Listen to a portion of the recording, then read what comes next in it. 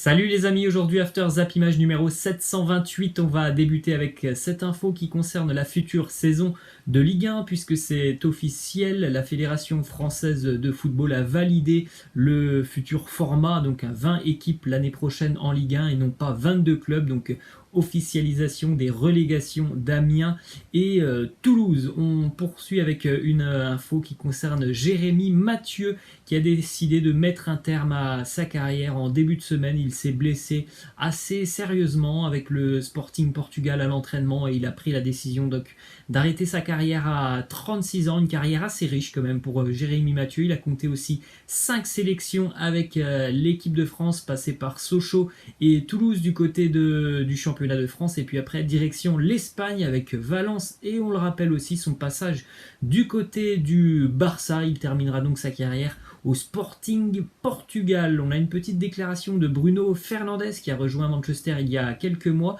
et qui se dit très attristé de la fin de carrière de Jérémy Mathieu. Il nous dit: aujourd'hui j'ai reçu des nouvelles qui m'ont rendu très triste. J'ai appris que le meilleur défenseur central avec qui j'ai joué s'était blessé et il a donc décidé de mettre fin à une carrière pleine de titres. Un joli hommage rendu par Bruno Fernandes à l'un de ses ex-coéquipiers du côté du Sporting. Ensuite, on poursuit avec quelques infos du côté du championnat de France de Ligue 1 et de Ligue 2. Premièrement, en Ligue 2, du côté de l'AJ Auxerre, signature de Gauthier Lloris, qui n'est autre que le jeune frère d'Hugo Lloris. Gauthier Lloris, par contre, il n'est pas gardien. Il me semble qu'il doit être défenseur. Gauthier Lloris, il est ravi de s'engager avec l'AJ Auxerre. Il était du côté de l'OGC Nice. On poursuit avec une info du côté de l'OM. Selon Foot Mercato, le président marseillais Jacques-Henri Hérault et le joueur Florian Thauvin n'ont toujours pas discuté de l'éventualité d'une prolongation de contrat. Pour rappel,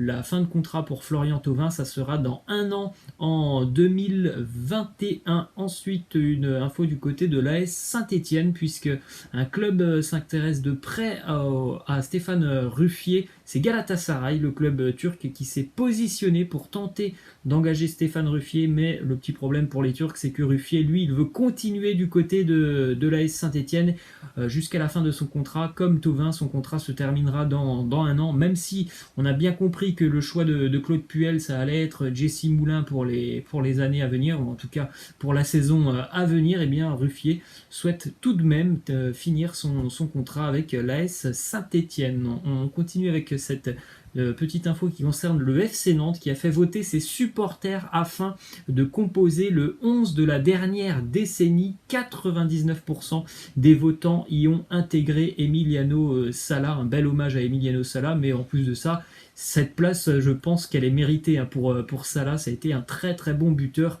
avec les Canaries. Ensuite, on a une petite info qui concerne l'international algérien Yacine Benzia, joueur du Dijon Football Côte d'Or. Il s'est engagé en tout début d'année avec l'EDFCO. Malheureusement, il y a un petit mois, il a été victime d'un accident de buggy et il a été touché gravement au niveau de la main gauche. Il a dû d'ailleurs subir une greffe de la peau. L'Algérien ne pourra pas reprendre la compétition avant la seconde partie de la saison 2020-2021, donc c'est-à-dire normalement qu'on reverra Yacine Benzia, je pense, au mois de janvier ou février 2021 sur les terrains, donc plutôt une blessure assez grave pour Yacine Benzia. On poursuit avec cette info du côté du Paris Saint-Germain. C'est enfin officiel, même si on le savait déjà depuis quelques jours, voire quelques semaines. Le défenseur belge Thomas Meunier quitte librement la capitale. Il s'engage en Allemagne avec le Borussia Dortmund. Un contrat de 4 ans pour Thomas Meunier, qui a d'ailleurs laissé un message d'adieu à tous les supporters parisiens. Il a dit aussi que la Champions League sera parisienne tôt ou tard, et il a été très honoré de porter le maillot du Paris Saint-Germain. Il garde vraiment de très bons souvenirs de ces 4 années passées du côté de la capitale parisienne. On prend la direction de l'Espagne maintenant avec une déclaration d'une des légendes du Real, Emilio Butragueño, qui s'exprime sur Sergio Ramos. Il nous dit: tout ce qu'on peut dire sur Ramos, c'est que l'on a une admiration pour tout ce qu'il a fait. C'est un joueur impressionnant dans tous les aspects du jeu. Il sera difficile de trouver un tel joueur dans les prochaines années. Il est vrai que bon, on se rapproche de la fin de carrière aussi pour Sergio Ramos. Ça va être vraiment un joueur qui va laisser des traces du côté du Real Madrid, mais surtout son départ va faire beaucoup de mal, je pense, au Madrilène. Il faut penser déjà à l'avenir du côté du Real. C'est un capitaine emblématique, évidemment, Sergio Ramos. D'ailleurs, une petite déclaration de Zidane qui donne son avis sur la fin de carrière de Ramos. Il nous dit: Sergio Ramos, c'est un joueur du Real Madrid. Il est au club depuis de nombreuses années. Il doit prendre sa retraite ici. Je le pense et je le dirai toujours. Il est évident que ça serait magnifique de voir Ramos terminer sa carrière au Real Madrid. Je pense que c'est le souhait de tous les fans du Real Madrid. Je pense aussi que c'est le souhait certainement de Sergio Ramos. Ensuite, on a une petite déclaration du papa d'Ansu Fati qui nous dit que Ansu Fati ne peut pas être un titulaire au Barça pour l'instant. On parle de Barcelone, pas d'Alaves ou de Mallorca. Ansu a beaucoup à apprendre pour tenter de prendre la place des gros poissons qui sont déjà là et qui sont les meilleurs joueurs du monde. En tout cas, franchement, Ansu Fati est quand même très prometteur et à son âge, avoir quand même pas mal de temps de jeu du côté du Barça. Je pense que voilà, c'est plutôt très intéressant pour lui. Ça prendra le temps que ça prendra pour qu'il devienne un titulaire du côté du Barça, mais en tout cas, vraiment, c'est déjà très prometteur. On poursuit avec une autre info qui concerne le Barça et Léo Messi. La VAR fait polémique en Espagne. Léo Messi s'en est pris à Diego Carlos il y a maintenant une semaine. C'était face à Séville. Et puis, en milieu de semaine, face à l'Athletic Bilbao, il s'est tout simplement essuyé les crampons sur Yeray, le joueur de l'Athletic Bilbao. Vous avez cette image où Messi lui marche visiblement volontairement sur la cheville. Encore une fois, de très mauvaises images, des choses qu'on ne veut pas voir sur un terrain de foot. Le seul problème, c'est que Messi n'a pas été sanctionné. La VAR n'est pas revenue sur ces images, même pas un carton jaune pour Léo Messi. Donc évidemment, ça fait un peu parler, même beaucoup parler du côté de l'Espagne, et c'est bien logique. On se dirige maintenant vers l'Angleterre avec enfin le titre de champion pour Liverpool. Après 30 ans d'attente, les Reds sont enfin champions d'Angleterre grâce à la victoire de Chelsea hier face à Manchester City. Regardez ce petit montage assez sympa. Est-ce qu'ils sont devenus enfin meilleurs amis, Frank Lampard et Jürgen Klopp? On peut le dire, en tout cas, l'équipe de Lampard hier a rendu un service à Liverpool. Les Blues de Chelsea s'imposent 2-1 hier face à Manchester City, et donc Liverpool est sacré champion d'Angleterre. On rappelle les 2 dernières années quand même assez incroyables et même extraordinaires pour les Reds de Liverpool.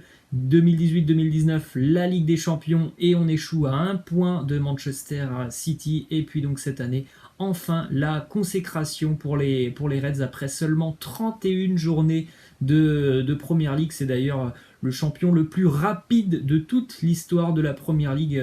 Liverpool, à 7 journées de la fin, ils sont déjà titrés. Petite info qui concerne aussi le match des Reds. C'était il y a 2 jours maintenant face à Crystal Palace. Une statistique là aussi assez hallucinante sur le match des Reds. Liverpool est devenu la première équipe à empêcher son adversaire de réaliser une seule touche de balle dans sa surface lors de la rencontre face à Crystal Palace. Depuis que le site Opta analyse donc toutes les statistiques des matchs depuis 2008, ça n'était jamais arrivé. Mais il faut se rendre compte de cette statistique, c'est hallucinant. Crystal Palace n'a pas pu toucher une fois le ballon dans la surface de Liverpool. On poursuit avec donc le 19e titre des Reds en Angleterre. Alors c'est le premier titre de Liverpool dans l'histoire de la Premier League. Liverpool en a remporté 18, mais ce n'était pas la Première Ligue. Depuis que la Première Ligue existe, Liverpool n'avait jamais remporté ce trophée. Manchester l'avait déjà fait à 13 reprises. Donc au niveau, on va dire, des meilleures équipes d'Angleterre, Manchester United est toujours en tête avec 20 titres devant les Reds de Liverpool, 19, Arsenal, 13 titres. Et puis après, on retrouve Everton et Aston Villa. On poursuit avec une déclaration d'Ole Gunnar Solskjaer qui nous dit: avec un peu de chance, nous pouvons maintenant faire quelque chose en Ligue Europa et aussi en FA Cup. et pourquoi pas finir dans le top 4 en fin d'année, et puis pourquoi pas aussi investir pour la saison prochaine. Il se veut optimiste, Solskjaer, sur la fin de saison des Mancuniens. C'est dommage hein, pour Manchester, parce qu'ils étaient vraiment très très proches de revenir sur Chelsea. Malheureusement, les Blues s'imposent. Hein. Je pense que hier, United était certainement supporter de Manchester City, mais voilà, victoire des Blues de Chelsea. Donc l'écart reste le même, toujours 5 points d'écart entre Chelsea et Manchester United. Autre résultat hier en Première Ligue dans la course au maintien, victoire importante pour Burnley 1-0 face à Watford grâce à Jay Rodriguez. Watford est pour le moment juste en dehors de la zone de relégation. On se dirige vers l'Allemagne maintenant avec cette info qui concerne le Borussia Dortmund, puisque le directeur sportif du Borussia Dortmund a confirmé que Lucien Favre allait bel et bien continuer l'aventure avec le BVB l'année prochaine. Et on termine avec la question de fin. Vous avez tous les jeunes joueurs et la future génération de la sélection anglaise, avec notamment Greenwood, Hudson-Odoi, Phil Foden, Jadon Sancho, Mason Mount, Alexander Arnold,